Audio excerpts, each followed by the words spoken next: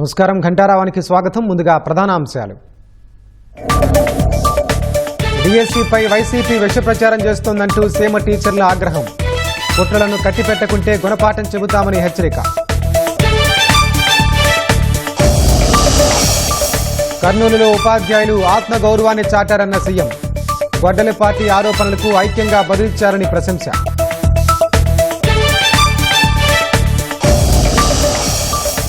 వివేక హత్య కేసుపై రాష్ట్రపతి ప్రధానికి లేఖ రాసిన సునీత. 7 ఏళ్లైనా తమకు న్యాయం జరగలేదని ఆవేదన.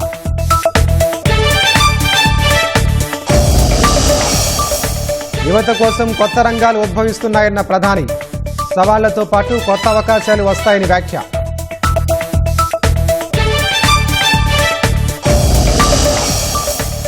దేశీయ యూజర్లకు ఉచితంగానే యూపీఐ సేవలు. ఎలాంటి ఛార్జీలు విధించబోమని ఫోన్పే ప్రకటన.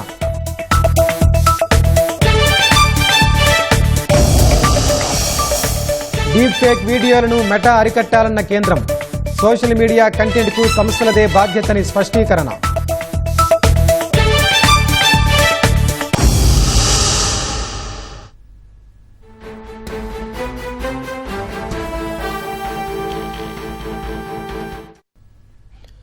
తాజా అంశాన్ని చూస్తున్నాం. వివేక హత్య కేసులో న్యాయం చేయాలంటూ రాష్ట్రపతి ప్రధానికి సునీత లేఖ రాశారు. కేసు దర్యాప్తును కేంద్ర హోంశాఖలో ఒక సమర్థ అధికారికి బదిలీ చేసి కాల పరిమితితో కూడిన దర్యాప్తు చేయించాలని కోరారు. దీనికి సంబంధించిన మరింత సమాచారం మా ప్రతినిధి అరుణ్ అడిగి తెలుసుకుందాం. అరుణ్, చెప్పండి, రాష్ట్రపతి ప్రధానికి సునీత రాసిన లేఖలో కీ పాయింట్స్ ఏంటి? వివేకానంద రెడ్డి హత్య జరిగి ఇప్పటికి 7 ఏళ్లు అవుతున్నప్పటికీ ఇంకా దర్యాప్తు గాని తనకు న్యాయం గాని జరగలేదని ఒక ప్రజాప్రతినిధిగా, ఎమ్మెల్సీగా, మంత్రిగా, ఎంపీగా అన్ని రకాల బాధ్యతలు నిర్వహించినటువంటి ఒక మాజీ ముఖ్యమంత్రికి తమ్ముడుగా ఉన్నటువంటి వ్యక్తికి ఈ రకమైనటువంటి పరిస్థితి ఏర్పడిందని, ఇదే సందర్భంలో అనేక విషయాలు, దర్యాప్తుకు సంబంధించినటువంటి అనేక విషయాలు, దర్యాప్తులో లోతుగా పరిశీలించబడిన అనేక అంశాలు కోర్టు స్వయంగా ఒప్పుకున్నట్లుగా సునీత లేఖ రాశారు. 7 ఏళ్లుగా పోరాటం చేస్తున్న తనకు న్యాయం చేసే విధంగా తగిన దర్యాప్తు జరిపించాలని, ఇప్పటి వరకు దర్యాప్తు జరిపినటువంటి దర్యాప్తు సిబిఐ సంస్థపై గాని ఇతర ఏ సంస్థ పైన తనకు పూర్తి గౌరవం ఉన్నట్టుగానే పేర్కొన్నటువంటి సునీత కోర్టు ఇటీవల జరిపినటువంటి విచారణకు సంబంధించినటువంటి విషయంలో తుది ఛార్జ్ షీట్ దాఖలు చేసిన తర్వాత కోర్టు వెళ్లబుచ్చినటువంటి, ట్రయల్ కోర్టు వెళ్లబుచ్చినటువంటి అభిప్రాయము తాను లేవనెత్తినటువంటి అంశాలకు పూర్తిగా ఏకీభవిస్తున్నట్లుగానే కనిపించిందని చెప్పి సునీత తన లేఖలో పేర్కొన్నారు. ప్రధానంగా ఈ కేసుకు సంబంధించినటువంటి విషయంలో నేరాయుధము ఇప్పటికీ దొరకలేదు. దాంతో పాటుగా డబ్బులు సమకూర్చినటువంటి, చెల్లించినటువంటి మార్గాలు బయటకు రాలేదని, నిందితుల మధ్య కొనసాగినటువంటి సంబంధాలు, వారు ఎటు వెళ్తున్నారు, ఎక్కడెక్కడికి వెళ్తున్నారు అనేటువంటి కదలికలకు సంబంధించి, ఎక్కడెక్కడ హత్యకు ముందు ఏ విధంగా ఉన్నారు, తర్వాత ఏ విధంగా ఉన్నారు అనేటువంటి సమాచారం కానీ, అదే సందర్భంలో కొంతమంది నిందితులకు సంబంధించినటువంటి ఖచ్చితమైనటువంటి ఉనికి కానీ బయటికి రాలేదని, హత్య వెనుక ఉన్నటువంటి పెద్ద కుట్ర చోటు చేసుకుంది కాబట్టి దానికి సంబంధించినటువంటి విషయం కూడా బయటికి రాలేదని, హత్య గురించి ముందస్తుగా సమాచారం బయట ప్రపంచానికి తెలియక ముందే కొంతమందికి ముందస్తు సమాచారం వెళ్ళిందని, ఆ సమాచారం ఎందుకు వెళ్ళింది, ఎవరికి వెళ్ళింది, వాటికి సంబంధించినటువంటి విషయాలపైన స్పష్టత రావాల్సిందని, వీటిపైన లోతైన దర్యాప్తు ఎక్కడ జరగలేదు అని చెప్పి సునీత తాను కోర్టులో దాఖలు చేసినటువంటి విషయం పైన స్పష్టత ఇచ్చారు. అదే విషయాన్ని గత నెల అంటే ఈ ఏడాది జూలైలో సుప్రీం ట్రయల్ కోర్టులో ఇచ్చినటువంటి కొన్ని తీర్పుకు సంబంధించి సిబిఐ దాఖలు చేసినటువంటి, తాను లేవనెత్తినటువంటి అంశాలతో సిబిఐ 2 వ్యక్తులను దర్యాప్తు చేసిన తర్వాత, 2 వ్యక్తులను విచారణ జరిపిన తర్వాత తుది ఛార్జ్ షీట్ దాఖలు చేసిందని, తాము ఇంకా పరిశీలించాల్సినటువంటి అంశాలేవి లేవు అని చెప్పి ఛార్జ్ షీట్ లో సిబిఐ పేర్కొందని. అయితే ఆ ఛార్జ్ షీట్ ను పరిగణలోకి తీసుకున్నటువంటి కోర్టు స్వయంగా కీలకమైనటువంటి కామెంట్లు చేసింది. ఈ ఏడాది జూలై 24న సిబిఐ ఇచ్చినటువంటి ఆదేశాల్లో కొన్ని కీలకమైనటువంటి అంశాలలో ఇంకా లోతైన దర్యాప్తు చేయలేదు అని చెప్పి కోర్టు తన ఆదేశాల్లో స్పష్టంగా పేర్కొన్నట్లుగా సునీత రాష్ట్రపతి దృష్టికి తీసుకొచ్చారు. అదే సందర్భంలో తన తండ్రి హత్య జరిగినటువంటి 2019 మార్చి 15న తెల్లవారుజామున వైఎస్ జగన్మోహన్ రెడ్డి, మాజీ ముఖ్యమంత్రి వైఎస్ జగన్మోహన్ రెడ్డికి వివేక హత్యకు సంబంధించినటువంటి సమాచారం అందినట్లుగా సిబిఐ స్వయంగా తెలంగాణ హైకోర్టులో 2023 మే 5న దాఖలు చేసినటువంటి అదనపు అఫిడవిట్ లో స్పష్టం చేసిందని, దీనికి సంబంధించి ఇప్పటి వరకు జగన్మోహన్ రెడ్డిని ప్రశ్నించడం గానీ, ఆ సమాచారం ఏ విధంగా వచ్చిందనేటువంటి విషయాల్ని పసిగట్టడం గానీ, అందుకు సంబంధించినటువంటి విషయాలను బయటికి తీయటం కానీ సిబిఐ చేయలేదు అని చెప్పి సునీత రాష్ట్రపతికి రాసినటువంటి లేఖలో వెల్లడించారు. అదే సందర్భంలో అందరికి బయట ప్రపంచానికి కంటే ముందే తనకు సమాచారం వచ్చిన విషయాన్ని జగన్మోహన్ రెడ్డికి తెలుసన్న విషయాన్ని చెప్పినటువంటి సిబిఐ అది ఎక్కడి నుంచి వచ్చింది, ఎలా వచ్చిందన్న విషయాన్ని మాత్రం బయటకు తీయలేకపోయినట్లుగా సుప్రీంకోర్టు సునీత ఈ విషయంలో స్పష్టమైనటువంటి విధానం కావాలని, స్పష్టత కావాలని, అందుకు సంబంధించినటువంటి విషయంలో దర్యాప్తు ఇంకా లోతుగా జరగాల్సినటువంటి అవసరం ఉంది అన్న విషయాన్ని, తాను లేవనెత్తినటువంటి విషయాలనే ట్రయల్ కోర్టు తన ఉత్తర్వుల్లో కూడా పేర్కొన్నటువంటి విషయాన్ని సునీత ప్రధానంగా ప్రస్తావించారు. ఈ కేసు ఒక ప్రజాప్రతినిధికి సంబంధించినటువంటి విషయమని, సిబిఐ దాఖలు చేసినటువంటి సొంత అఫిడవిట్లు, దృష్టి సారించాల్సినటువంటి అంశాలతో కూడిన ప్రశ్నలతో ట్రయల్ కోర్టు ఇచ్చినటువంటి ఆదేశాలు, నేరం తీవ్రత, వీటన్నిటికి సంబంధించినటువంటి విషయం పైన సమగ్ర విచారణ జరగాల్సినటువంటి అవసరం ఉందన్నటువంటి సునీత 7 సంవత్సరాలుగా జరుగుతున్నటువంటి దర్యాప్తులో నేరాయుధం ఇంకా దొరకలేదు, డబ్బు మార్గం గుర్తించలేదు, కేసులో ఉన్నటువంటి కుట్ర కోణాన్ని బయటకు తీయలేదు, వివేక మరణం గురించి అందరికంటే ముందుగా సమాచారం అందిన వారిని ఇప్పటి వరకు విచారించలేదని చెప్పి సునీత ప్రధానంగా ఆరోపించడం జరిగింది. ఈ అన్ని అంశాలకు సంబంధించినటువంటి విషయాలు, తాను లేవనెత్తినటువంటి విషయాలతో పాటుగా ట్రయల్ కోర్టే ఇంకా గ్రే ఏరియాస్ అంటే ఇంకా లోతైన దర్యాప్తు జరపనేటువంటి అంశాలను ప్రస్తావించింది కాబట్టి వాటన్నిటిని పరిగణలోకి తీసుకొని కేంద్ర హోంశాఖ లేదా డిఓపిటికి సంబంధించినటువంటి ఒక సీనియర్ అధికారితో వీటన్నిటికి సంబంధించిన అంశాలపై సమర్థవంతమైనటువంటి విచారణ జరపాలి, దర్యాప్తు జరపాలని చెప్పి ఈ దర్యాప్తుకు కాల పరిమితిని నిర్దేశించి చేసేటువంటి దర్యాప్తు ద్వారా సంతృప్తికరమైనటువంటి ఒక సమాచారం బయటికి రావడానికి, ఈ కేసులో కీలకమైనటువంటి విషయాలు వెలుగు చూడడానికి ఆస్కారం ఉంటుంది. కాబట్టి న్యాయం కోసం ఎదురు చూస్తున్న ఒక దేశ పౌరురాలుగా, ఈ దేశ బిడ్డగా తనకు ఈ రకమైనటువంటి అంశాలను బయటికి తీసి తన తండ్రి మరణానికి కారణాలు, తన తండ్రి మరణానికి సంబంధించినటువంటి అనేక లోతైన విషయాలు, బయటికి రాని విషయాలన్నింటినీ బయటకు తీయడం ద్వారా తాను సంతృప్తి చెందనున్నట్లుగా రాష్ట్రపతికి అభ్యర్థిస్తున్నట్లుగా సునీత తన 6 పేజీల లేఖలో పేర్కొన్నారు. ఈ లేఖనే ప్రధానమంత్రి నరేంద్ర మోదీ, కేంద్ర హోంమంత్రి అమిత్ షా, అదేవిధంగా కేంద్ర న్యాయశాఖ మంత్రికి, వీరితో పాటుగా ఇరు రాష్ట్రాలకు సంబంధించిన గవర్నర్లు, ముఖ్యమంత్రులకు కూడా ఈ లేఖను పంపారు. ఇదే లేఖని కేంద్ర న్యాయశాఖ కార్యదర్శి, హోంశాఖ కార్యదర్శి, వారితో పాటుగా కేంద్ర కేబినెట్ కార్యదర్శికి కూడా సునీత తన కాపీ ప్రతిని పంపించడం జరిగింది. ధన్యవాదాలు అరుణ్.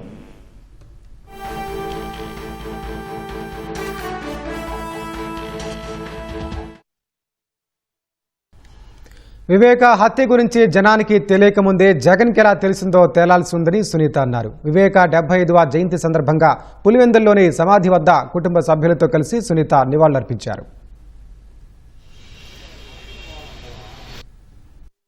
ప్రజలకు అందరికీ తెలియకముందే, even before week out no at 6:15 5:30కి ఆయన తెలుసు. మరి అది ఎట్లా అవుతుంది? అట్లాంటి జడ్జ్మెంట్స్ గురించి మళ్ళీ అప్పీల్ చేయాల్సింది. ఈ కిరణ్ యాదవ్ అనే మనిషి వాళ్ళ మదర్ ఏమో చెప్తుంది ఆయన రాత్రి అంతా బయట ఉన్నాడు. కిరణ్ యాదవ్ సేస్ లేదు నేను ఇంట్లో ఉన్నాను. ఆ కాన్ఫ్లిక్ట్స్ అన్నది రిజాల్వ్ చేయాలి కదా. లేచి బయట ఉంటే కదా దట్స్ సిగ్నిఫికెంట్ ఇష్యూ కదా. అది ఏ టైంలో? రాత్రి మర్డర్ జరిగిన టైంలో.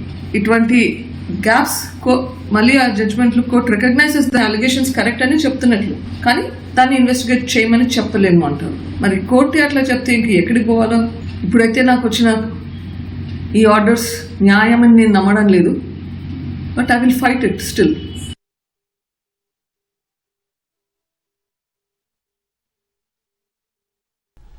ప్రజాస్వామ్యబద్ధంగా నిరసనలు చేసుకునే హక్కు రాష్ట్రంలో ఎవరికైనా ఉందని, బస్టాండ్లు, రోడ్ల వెంట సామాన్యులను ఇబ్బంది పెడితే మాత్రం చూస్తూ ఊరుకోబోమని సీఎం చంద్రబాబు తేల్చి చెప్పారు. పారదర్శకంగా జరిగిన మెగా డిఎస్సీని రాజకీయ స్వార్థానికి వాడుకుంటున్న వారిపై కర్నూలు ఆందోళన తిరుగుబాటుగా అభివర్ణించారు. ఈ నెలలోనే రాష్ట్ర వ్యాప్తంగా 4 కీలక ప్రారంభోత్సవాలు ఉన్నాయని సీఎం వెల్లడించారు. మంగళగిరిలోని తెలుగుదేశం కేంద్ర కార్యాలయంలో సీఎం చంద్రబాబు మీడియాతో ఇష్టాగోష్ఠిగా మాట్లాడారు. మెగా డిఎస్సీపై చేసిన అసత్య ఆరోపణలు నిరూపించలేక గంజాయి రౌడీ బ్యాచ్లతో ఆందోళన చేయిస్తూ ప్రజలను గొడ్డలి పార్టీ ఇబ్బందులకు గురి చేస్తోందని మండిపడ్డారు. గొడ్డలి పార్టీ నిరసనల్లో రౌడీలు గంజాయి బ్యాచ్ తప్ప ఒక్కరైనా డిఎస్సీ అభ్యర్థులు ఉన్నారా అని ప్రశ్నించారు. కర్నూలులో ఇవాళ కదం తొక్కిన వారంతా మెగా డిఎస్సీ ద్వారా ఎంపికైన ఉపాధ్యాయులు వారి కుటుంబ సభ్యులేనని చంద్రబాబు చెప్పారు. గొడ్డలి పార్టీ చేసే నష్టం వల్ల ఐక్యంగా కదం తొక్కి తమ ఆత్మ గౌరవం చాటారని తెలిపారు. పారదర్శకంగా జరిగిన మెగా డిఎస్సీని రాజకీయ స్వార్థం కోసం ఉపయోగించుకుంటున్న వారిపై ఇదో తిరుగుబాటని చంద్రబాబు చెప్పారు. వెలిగొండ, ఉత్తరాంధ్ర సుజల స్రవంతి అనకాపల్లి వరకు ఈ నెలలోనే సాకారమవుతాయని వివరించారు. ఉత్తరాంధ్ర సుజల స్రవంతి వచ్చే ఏడాది విశాఖ వరకు తీసుకెళ్తామన్నారు. ఈ నెల 13న అమరావతిలో సీడ్ యాక్సిస్ రోడ్డును అందుబాటులోకి తీసుకురానున్నట్లు వెల్లడించారు. ఎమ్మెల్యే, ఎమ్మెల్సీ క్వార్టర్స్ తాళాలు స్వీకరిస్తున్నామని వెల్లడించారు. మిగిలిన అమరావతి నిర్మాణ పనులు సకాలంలోనే పూర్తవుతాయని సీఎం ధీమా వ్యక్తం చేశారు. వర్షాకాలంలోనూ అమరావతి నిర్మాణ పనులు వేగంగా సాగుతున్నాయన్నారు.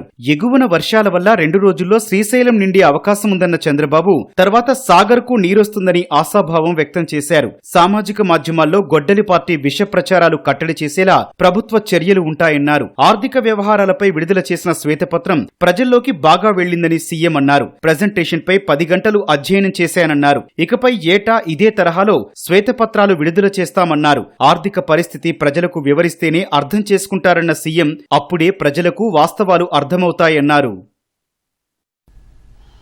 వైసీపీకి చేతనైతే డిఎస్సీ క్రీడా కోటాలో అక్రమాలు నిరూపించాలని శాప్ చైర్మన్ రవినాయుడు సవాల్ విసిరారు. అనకాపల్లిలో అమరావతి ఛాంపియన్షిప్ జిల్లా స్థాయి పోటీలను ఆయన ప్రారంభించారు. క్రీడాకారులకు శాప్ ఎలాంటి ధృవీకరణ పత్రాలు ఇవ్వదని కనీస అవగాహన లేకుండా దుష్ప్రచారం చేయడం దుర్మార్గమన్నారు. ఇవ్వదని చెప్పి నేను అనేక సందర్భాల్లో చెప్పడం జరిగింది. సర్టిఫికెట్లు ఎవరిస్తారు మేము కూడా అడుగుతున్నాం. జెన్యూనిటీ ఎవరిస్తారు? అసోసియేషన్స్ ఇస్తాయి, ఫెడరేషన్స్ ఇస్తాయి, యూనివర్సిటీస్ ఇస్తాయి. దానికి స్పోర్ట్స్ అథారిటీకి ఏం సంబంధం అని అడిగాం. దాంట్లో మాట్లాడు. మీకు ఇంకో షాకింగ్ విషయం, గ్రామ సచివాలయ స్పోర్ట్స్ లిస్టు ఇంతవరకు స్పోర్ట్స్ అథారిటీ దగ్గరే లేదు. సర్టిఫికెట్లు లేవు. ఈరోజు డిఎస్సి సర్టిఫికెట్లు ఉన్నాయి, ఆన్లైన్లో ఉన్నాయి. ఈరోజు గ్రామ సచివాలయాల లిస్టు ఎక్కడుంది? 60 ఏళ్ళ కుదురు షుగర్ పేషెంట్లు రేపో మాపో పోయే వాళ్ళని కూర్చోబెట్టి జంజీ అంటున్నారు. వాళ్ళు డిఎస్సి అభ్యర్థులు అంటారు. మీ బాబాయ్ హత్య కేసు ముందు దాన్ని అడగండి. సిబిఐ ఎంక్వైరీ ఇంకా పూర్తి ఎందుకు చేయలేదని మీరు అడిగి మిగతా వాటన్నిటి మీద సిబిఐ ఎంక్వైరీ అడగండి. ప్రపంచం, సాంకేతికత వేగంగా మారుతున్నాయని వాటిని నిరంతరం నేర్చుకునే వారే విజయం సాధిస్తారని ప్రధాని నరేంద్ర మోదీ చెప్పారు. కొత్త విషయాలు తెలుసుకోవాలనే ఉత్సుకతను సజీవంగా ఉంచుకోవాలని విద్యార్థులకు పిలుపునిచ్చారు. ఢిల్లీ ఐఐటి 57వ స్నాతకోత్సవంలో పాల్గొన్న ప్రధాని కొత్తగా రూపొందించిన ఆర్టిఫిషియల్ ఇంటెలిజెన్స్ కార్యక్రమాలను అభినందించారు. సవాళ్లను ఎదుర్కొనే ధైర్యవంతులకు అవే అవకాశాలుగా మారతాయని చెప్పారు. యువత కోసం కొత్త రంగాలు ఉద్భవిస్తున్నాయని చెప్పారు. భవిష్యత్తులో చిప్స్ నుంచి షిప్స్ వరకు అన్ని యువత చేతుల్లోనే తయారవుతాయన్నారు. आज आप ऐसे समय में इस इंस्टीट्यूट से निकल रहे हैं जब दुनिया बहुत तेजी से बदल रही है. आज दुनिया की स्ट्रेटेजिक इक्वेशन बहुत तेजी से बदल रही है. ग्लोबल पावर बैलेंस भी प्रतिपल बदल रहा है और इसके पीछे सबसे बड़ी फोर्स है टेक्नोलॉजी की स्पीड. आज कोई भी निश्चित रूप से नहीं कह सकता कि अगले 20-30 वर्षों की दुनिया कैसी होगी. लेकिन साथियों, जब जब बदलाव का दौर आता है तब तब चुनौतियां भी आती है और नए अवसर भी पैदा होते हैं. दुनिया बदलेगी, टेक्नोलॉजी भी बदलेगी, इंडस्ट्रीज बदलेगी, प्रोफेशंस भी बदलेंगे, लेकिन इन सब के बीच मेरी बात याद रखिएगा, जो सीखेगा वो जीतेगा. जो नए चैलेंजेस के नए सॉल्यूशंस खोजने का साहस रखेगा, चैलेंजेस उसके लिए चांसेस बन जाएंगे. దేశంలో మహిళలు తమ భావాలతో పాటు కొత్త ఆలోచనలు పంచుకోవడానికి అనుకూల వాతావరణం లేదని కాంగ్రెస్ అగ్రనేత రాహుల్ గాంధీ అన్నారు. మహిళలు స్వేచ్ఛగా మాట్లాడలేకపోతే ఏ దేశమూ విజయం సాధించలేదని తాను గట్టిగా నమ్ముతానని చెప్పారు. ఆస్క్ మీ ఎనీథింగ్ సెషన్లో భాగంగా నెటిజన్లు అడిగిన ప్రశ్నలకు రాహుల్ సమాధానాలు ఇచ్చారు. దేశంలో మహిళా శక్తి బందీగా మారిందని, రాజకీయాలు వ్యాపారాల్లోనే కాకుండా సొంతింట్లో కూడా వారు తమ అభిప్రాయాలను పంచుకునే అవకాశం ఉండటం లేదని ఆందోళన వ్యక్తం చేశారు. మహిళల భాగస్వామ్యంతో పాటు వారికి తమ గళం వినిపించే అవకాశం రాకపోతే దేశం అసంపూర్ణంగా కుట్టుబడుతుందని రాహుల్ పేర్కొన్నారు. ఈ విషయాన్ని ప్రజలకు అర్థమయ్యేలా చేయడమే అసలైన రాజకీయమన్నారు. రాహుల్ వీడియోను కాంగ్రెస్ పార్టీ తన ఎక్స్ ఖాతాలో పోస్టు చేసింది. ఈ వీడియోపై స్పందించిన పార్లమెంటు వ్యవహారాల శాఖ మంత్రి కిరణ్ రిజిజు కాంగ్రెస్ నుంచి ఎట్టకేలకు ఓ సానుకూల సందేశం వచ్చిందంటూ చురకలు వేశారు. మహిళలపై రాహుల్ మనసు మారినట్లు కనిపిస్తోందని, ఇకనైనా మహిళా రిజర్వేషన్ల బిల్లుకు కాంగ్రెస్ బేషరతుగా మద్దతిస్తుందని ఆశిస్తున్నట్లు రిజిజు తెలిపారు. డీలిమిటేషన్ బిల్లుతో మహిళా కోటా బిల్లును లింక్ చేయడంపై ప్రతిపక్షాలు అభ్యంతరం వ్యక్తం చేస్తున్న వేళ తాజా పరిణామం చోటు చేసుకుంది.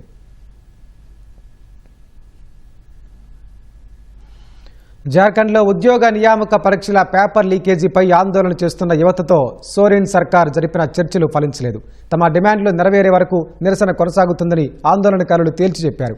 7 రోజులుగా ఆమరణ నిరాహార దీక్ష చేస్తున్న జేఎల్కేఎం నాయకుడు దేవేంద్రనాథ్ మహాతో వర్గంతో పాటు కాంగ్రెస్ మద్దతున్న ఎన్ఎస్యుఐ, ఏసీఎస్, జేసీఎం ప్రతినిధి బృందాలతో మంత్రులు చర్చలు జరిపారు.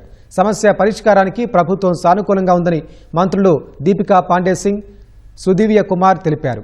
యువత డిమాండ్లు న్యాయమైనవని, వాటిని సీఎం సోరెన్ దృష్టికి తీసుకెళ్తామని మంత్రి సంజయ్ ప్రసాద్ యాదవ్ తెలిపారు. ఆమరణ నిరాహార దీక్ష చేస్తున్న మహతో ఆరోగ్యం క్షీణించడమే కాకుండా బీపీ, షుగర్ స్థాయిలు పడిపోతున్నాయని వైద్యులు చెప్పినట్లు మంత్రులు తెలిపారు. ఛాతీలో ఇన్ఫెక్షన్ ఉన్నందున ఆసుపత్రికి తరలించాలని సూచించినట్లు పేర్కొన్నారు. చర్చల తర్వాత ఉద్యోగ నియామక ప్రక్రియలో సంస్కరణలకు సంబంధించి యువత నుంచి సూచనలు స్వీకరించేందుకు ప్రభుత్వం ఓ ఈమెయిల్ ఐడిని అందుబాటులోకి తెచ్చింది. ఇప్పటి వరకు జేపీఎస్సీ పరీక్షల్లో అక్రమాలకు సంబంధించి 19 మందిని అరెస్టు చేశామని, ఏజెన్సీ మాజీ చైర్మన్ ఎల్ కియాంగ్టేను 4 సార్లు ప్రశ్నించామని అధికారులు తెలిపారు.